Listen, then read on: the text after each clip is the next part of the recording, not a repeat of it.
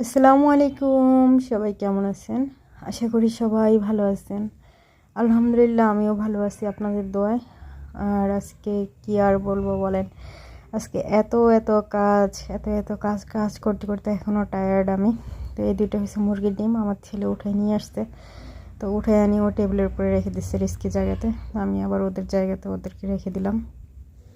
আর আজকে সকাল থেকে এত কাজ, কখনো মেসেঞ্জারে ছোট ভাইয়ের সাথে কথা বলতে হইতেছে, কখনো দোকানে গিয়ে ওইখানে কথা বলতে হইতেছে, কখনো ঘরোয়া কাজকর্মের অভাব নেই, এক পাশ হইলে আরেক পাশ হয় না। তো যাই হোক, এখানে আমি কোটাকাটি করে রাখছি। এখানে সিম আলু ভাজি আর মাছ রাখছি, তারপরে পেঁয়াজ কাঁচামরিচ এগুলো সব কেটে কুটে রাখছি। মাছ এখনও ভালোভাবে ভিজে নাই, এগুলো আরেকটু ভিজবে, তারপর আমি হলুদ লবণ মরিচ মাখিয়ে রাখবো ভাজার জন্য। তো যাই হোক, মূল রান্নায় চলে আসি। আজকে আর ভাজির রেসিপি দেখাবো না, কারণ ভাজিটা আজকে নিচে দিয়ে পোড়া লাগিয়ে গেছে। তো আজকে ওইটা আর দেখাবো না, সেজন্য শুধু ডাইরেক্ট মাছ রান্নাতে চলে আসছি। মাছগুলো আমি তেলে ভেজে নিতেছি, এক পাশ থেকে আরেক পাশ একটু ভালোভাবে ভাজাভাজি করতেছি। সত্যি কথা বলতে কি, আজকে আমি এখন ভয়েস ওভার করতেছি, আমি অনেকটাই টায়ার্ড, কিন্তু তারপরে এটাও আমার একটা কাজ, তো এই কাজটাও আমার কমপ্লিট করতে হবে। তো যাই হোক, মাছগুলো ভাজা হয়ে গেছে, ব্রাউন কালার হয়ে গেছে, একটু উল্টাই পাল্টাই দিতেছি।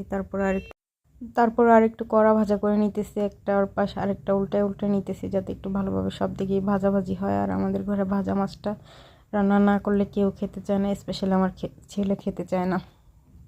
মাছগুলো ভাজা হয়ে গেছে, একটা পাত্রে তুলে নিয়েছি। আর একই তেলে একই কড়াইতে আমি পেঁয়াজ কুচি দিয়ে দিলাম। পেঁয়াজ কুচিগুলো একটু হালকা নরম করে নিব। এখন দিয়ে নেব একটু রসুন পেস্ট আর একটু আদা পেস্ট। এটা আজকে একদম ইজি হয়েছে, কারণ আমি এগুলো আবার নর্মাল ফ্রিজে রাখা শুরু করছি, যেহেতু আমি সব কিছু ভুলে যাই, মানে ভুলে যাওয়ার সম্ভাবনা থাকে। তো সবার আগে ভুলে নেই, একটু ঠান্ডা পানি দিয়ে নিলাম, কারণ মশলাটা একটু বেশি পুড়ে যাচ্ছিল তাই। আর এখানে একটু হলুদ আর লবণ, তারপর মরিচ জিরা যা যা মশলা লাগে সবগুলো আমি দিয়ে নিতেছি পার্ট বাই পার্ট। বলতেছিলাম যে মশলা আমি ডিপ ফ্রিজে রাখলে এরপরে দা ছুরি বটি এগুলা দিয়ে ওটার সাথে মানে এক মহাযুদ্ধ করতে হয়। তো ওই যুদ্ধ থেকে বাঁচার জন্যই আবার নর্মাল ফ্রিজে রেখে দিলাম আগের মতো। তো কি করব বলুন তো বন্ধুরা, আদাগুলা যদি আমি নর্মাল ফ্রিজে রাখি উপর থেকে একটা ওর পড়ে যায়। তো সেইভাবে ডিপ ফ্রিজে রাখছি। আর ডিপ ফ্রিজে রাখলে সময় মতো না নামাইতে পারলে এরপরে ছুরি কাঁচি চামচ যা যা আছে সব কিছু দিয়ে এক ধরনের কুস্তি খেলা খেলতে হয়। তো ওই সব ঝামেলা থেকে বাদ রেখে আবার নর্মাল ফ্রিজে রাখছি। তো যাই হোক, মশলা কষানো হয়ে গেছে। তো এখানে সব সবজি দিয়ে দিছি। সব সবজি বলতে সিম আলু বেগুন এগুলা একসাথে অনেকগুলো সবজি নিয়ে আসে। তো আর আমার নর্মাল ফ্রিজটা একটু অন্যরকম, মানে এখানে শাকসবজি বেশি দিন রাখা যায় না, অনেকটা শুকিয়ে শুকিয়ে যায়। তো সিমগুলোও শুকিয়ে যাচ্ছিলো, তাই ভাবলাম যে সিমও কয়েকটা দিই আর সাথে কয়েকটা আলু দিই। আলু ছাড়া তো আমার চলেই না।